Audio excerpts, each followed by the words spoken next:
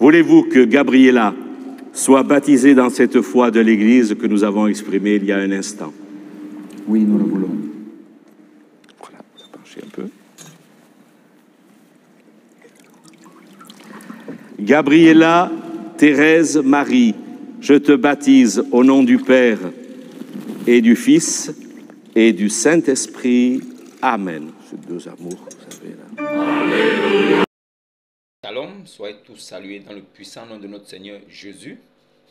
C'est comme je le dis toujours, c'est le nom qui a été donné au-dessus de tout nom. Et vous le savez, il n'y a pas un nom qui est au-dessus de celui de Jésus-Christ.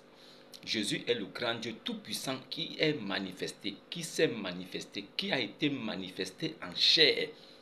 Le Dieu invisible que les hommes ne peuvent voir décide.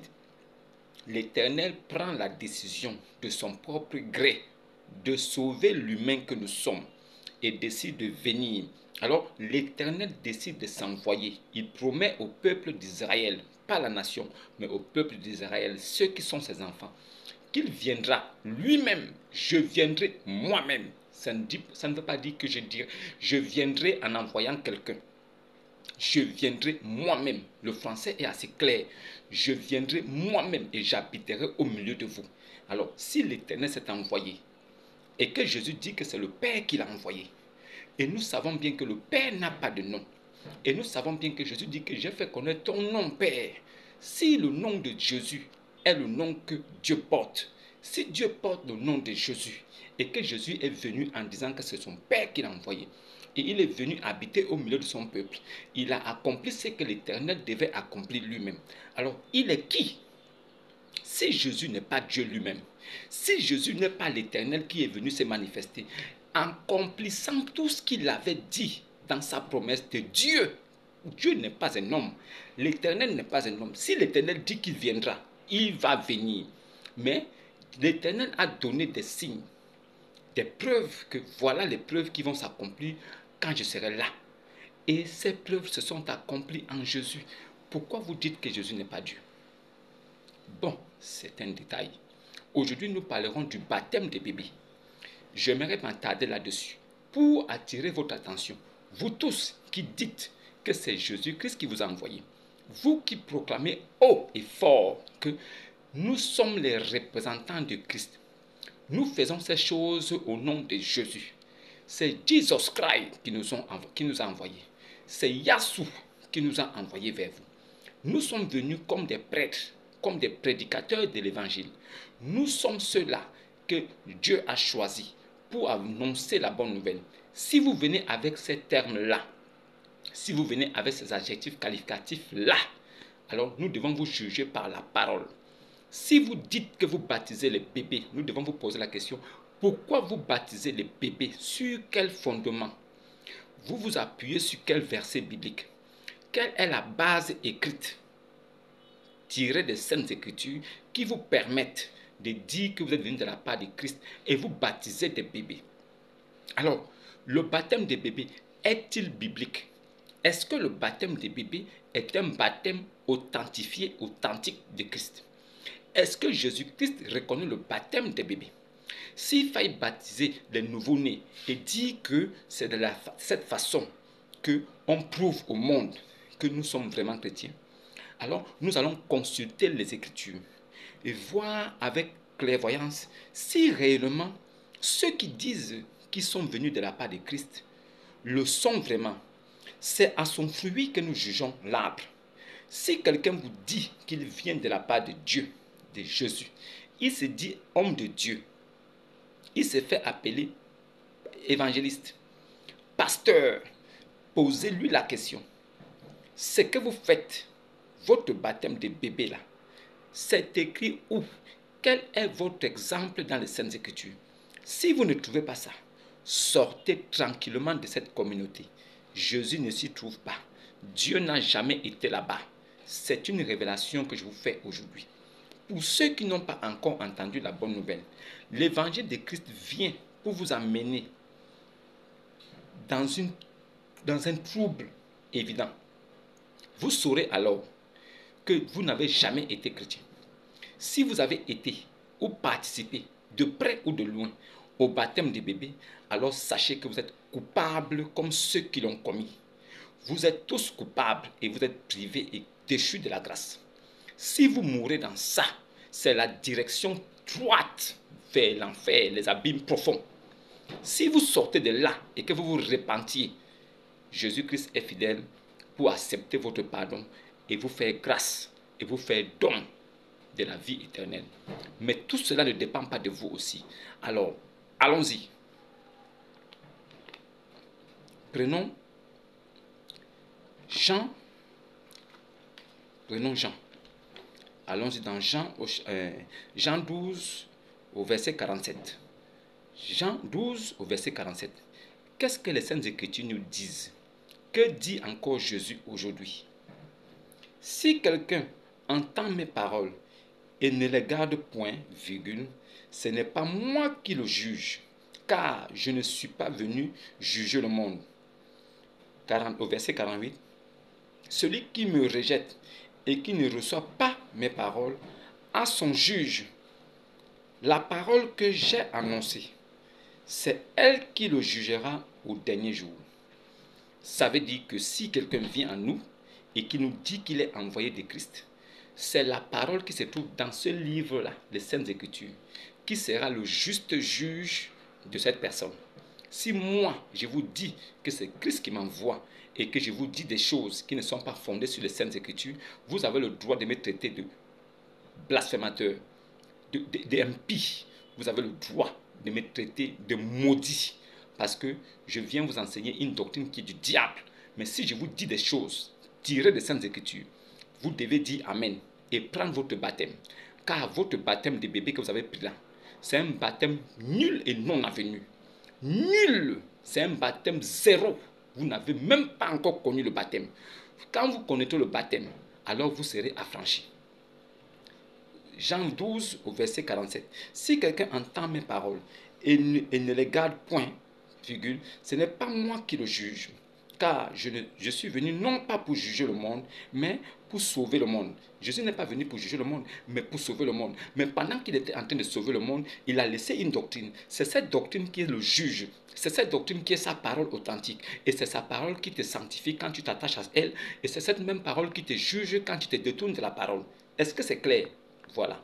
Maintenant, au verset 48, celui qui me rejette et qui ne reçoit pas mes paroles a son juge.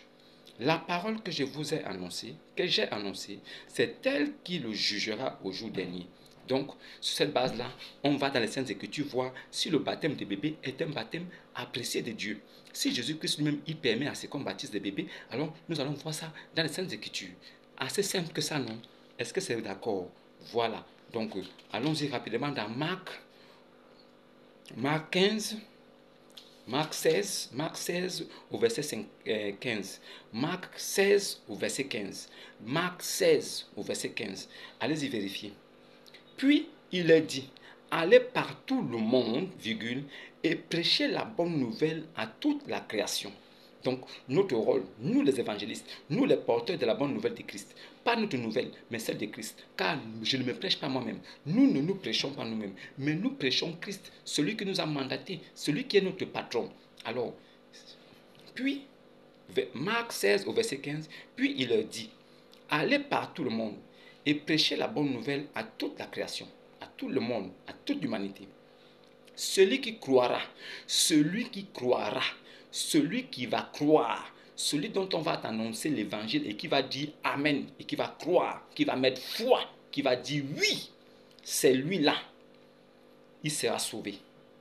Mais celui qui ne croira pas sera condamné.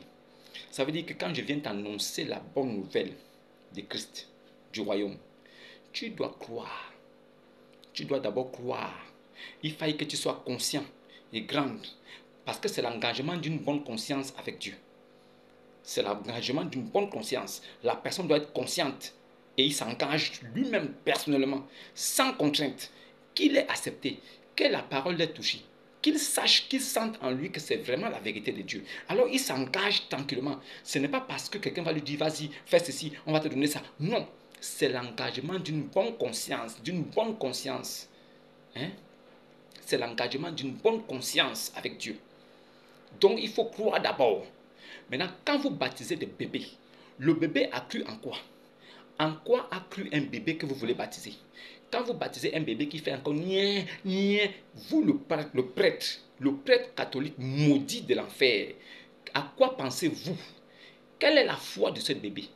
Qu'est-ce que ce bébé vous a dit à l'oreille? Mon père, je veux me baptiser. Mon père, il vous a dit quoi? Parce que ses parents n'ont rien compris. Nous qui sommes à côté, nous n'avons rien entendu.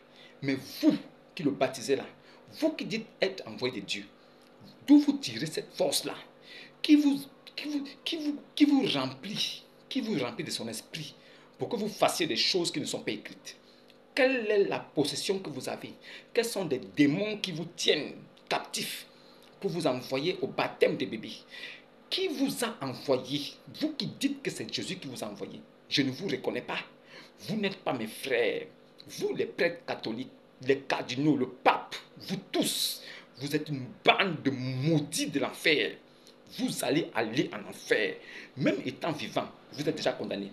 La parole de Christ qui est dans ce livre vous a tous condamnés.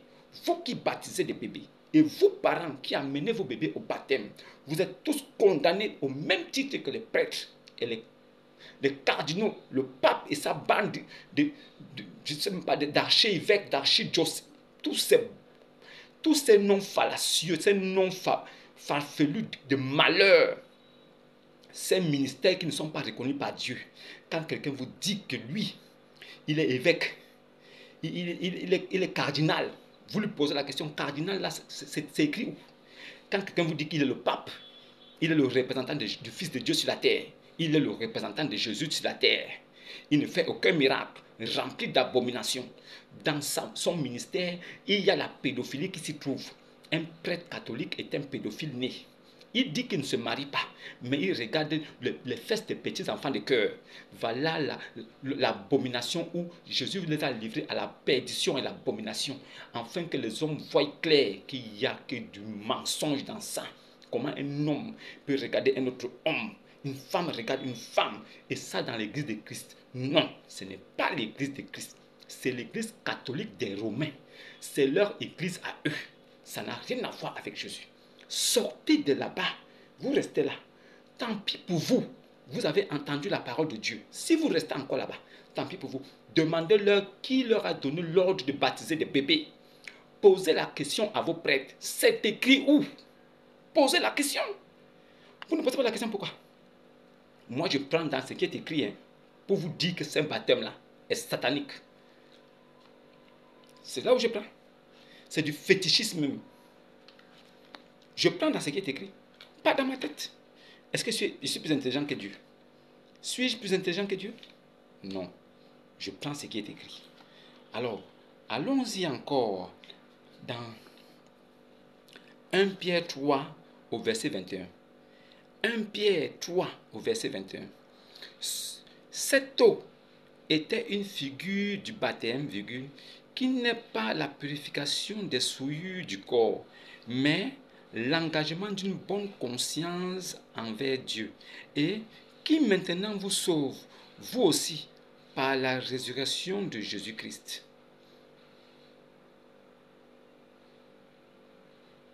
Le baptême là, c'est l'engagement d'une bonne conscience avec Dieu, qui n'est pas la purification du corps. Ça s'adresse à mes amis musulmans, les Moussaïlama, les musulmans, qui n'ont rien compris, qui disent que ablution, c'est baptême.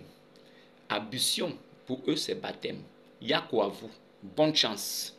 Maintenant, le baptême là, c'est l'engagement. Cette eau-là était une figure du baptême, qui n'est pas la purification des souillures du corps, qui n'est pas une purification physique, mais l'engagement d'une bonne conscience. Ça veut dire qu'il faut que tu sois conscient, que tu sois déjà révélé, que tu sois déjà ayant la connaissance du bien et du mal en toi, que tu fasses un choix, que oui, tu m'engages devant Dieu, et que tu dises de façon solennelle dans ton cœur, tu mets foi et tu crois.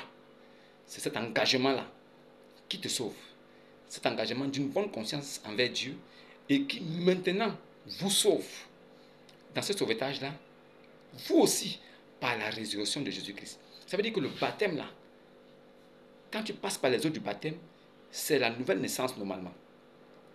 Ce verset nous dit que cette eau qui était la figure du baptême là, qui n'est pas la purification du corps, ça veut dire que Jésus n'est pas venu pour notre corps physique. Il est venu pour notre corps intérieur. Il est venu pour racheter, pour sauver nos âmes. Alors, passant par le baptême, on ne purifie pas son côté spirituel, mais non, on ne purifie pas son côté physique, on ne purifie pas son corps en passant par les eaux du baptême.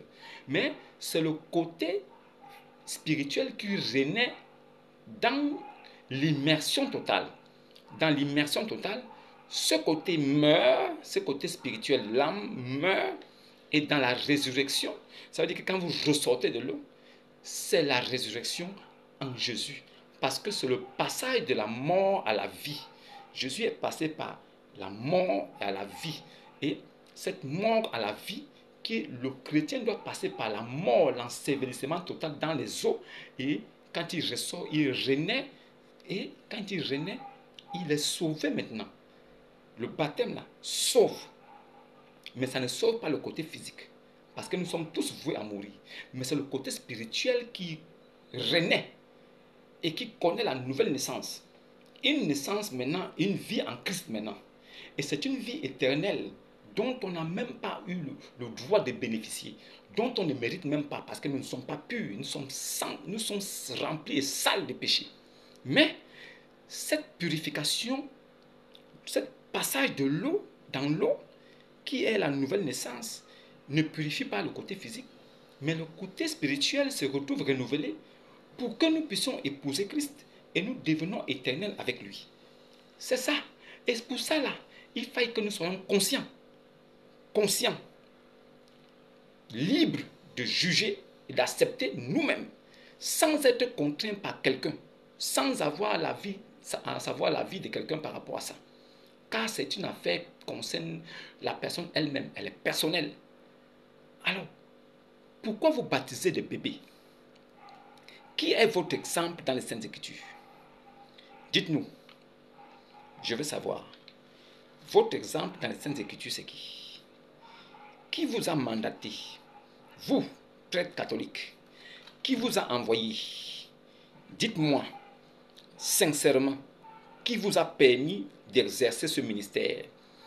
Qui est le garant de votre ministère? Quand vous venez devant des hommes, des brebis de Christ, avec la triche, la tromperie, la ruse du diable, les faisant comprendre que le baptême des bébés est normal, qui vous a envoyé? Il faille que vous dites aux fidèles réellement qui vous a envoyé. Parce que nous, qui avons connu vos communautés, quand nous regardons les Saintes Écritures et nous voyons ce que vous faites, nous vous posons la question, c'est écrit où? D'où tirez-vous ces versets bibliques où le baptême des bébés est de Jésus-Christ? Expliquez-nous ces choses. Vous-même aussi, qui êtes catholique, posez-vous la question à savoir, qui vous a envoyé aller baptiser votre bébé? Votre bébé, il a cru en quoi? Est-ce que votre bébé est conscient? Est-ce qu'il est capable de se laver lui-même, de s'habiller? Est-ce que votre bébé est capable de manger, d'aller au lit, de regarder des films? Est-ce que votre bébé est quelqu'un qui connaît le bien et le mal? Est-ce qu'il a l'âge de la maturité? Est-ce qu'il a dépassé 16 ans? Est-ce qu'il a 18 ans? Votre bébé qui ne sait même pas comment il faut s'asseoir, comment il faut même se mettre debout. Un bébé qui ne sait même pas dire papa, maman. Un bébé qui ne sait même pas dire à papa, papa, là où tu vois là, je vais aller à l'assemblée. Un bébé qui ne sait même pas prendre une Bible et lire et comprendre la révélation qui est dedans. La magie de Christ. Vous le baptisez sur quelle base? Vous baptisez les bébés sur quelle base? C'est la question de fond. Apportez-nous les versets bibliques qui vous donnent le droit de baptiser des bébés. Alors je vais finir sur Proverbe 30 au verset 6. N'ajoute rien à ces paroles, de peur qu'ils ne te reprennent et que tu ne sois trouvé de menteur. N'ajoute rien à cette parole, le livre de foi de Dieu, de peur que Dieu lui-même ne te reprenne et que, en te reprenant, Les hommes te trouvent de menteur parce que ce que tu dis n'a pas de support biblique. Ce que tu dis n'a pas de support biblique, tu es un menteur. Le pape et sa bande, le pape et ses majorettes, le pape avec ses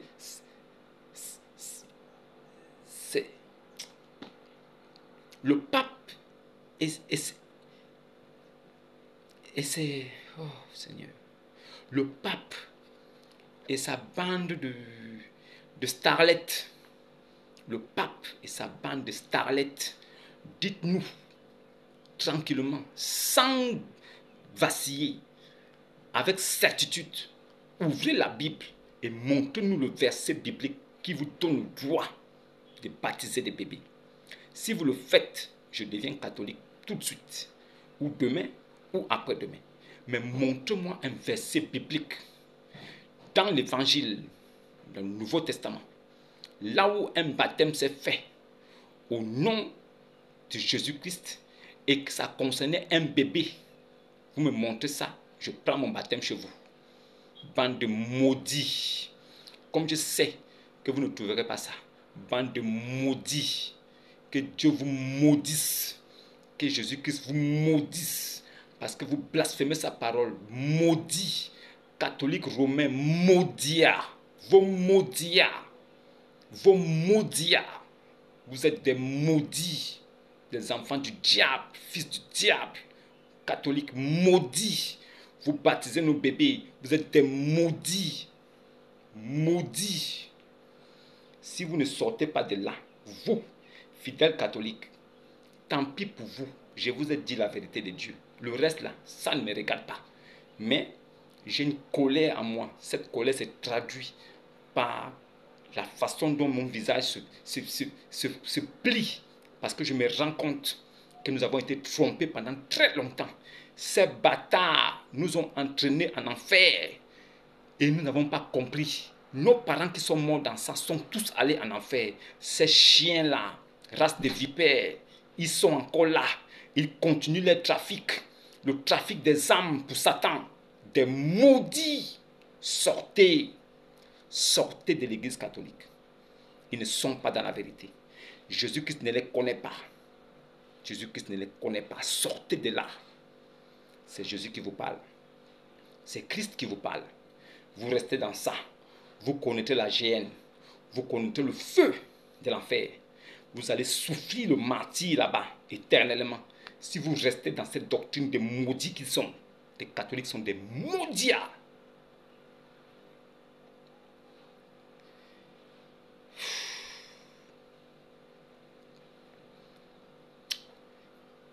N'oubliez pas de laisser vos commentaires, laissez-moi vos préoccupations et vos avis en commentaire, je vous répondrai. Si ça vous intéresse, si la vidéo vous a plu, likez, partagez aussi à vos frères qui recherchent la vérité. Mais sachez une chose, la colère de Dieu est prompte à s'enflammer parce que beaucoup de personnes sont venues en usurpant le nom de son Fils Jésus-Christ en disant qu'ils sont venus de sa part, mais ce qu'ils font sur la terre n'a rien à voir avec ce que le Fils est venu accomplir lui-même. Alors, qu'est-ce que nous devons faire? Nous qui sommes les véritables enfants de Dieu, nous devons condamner ça avec la plus grande colère. Shalom et à demain. Ainsi que Monseigneur Barcy a accueilli le prince Albert II, la princesse Charlène et leurs enfants devant la porte Saint-Nicolas.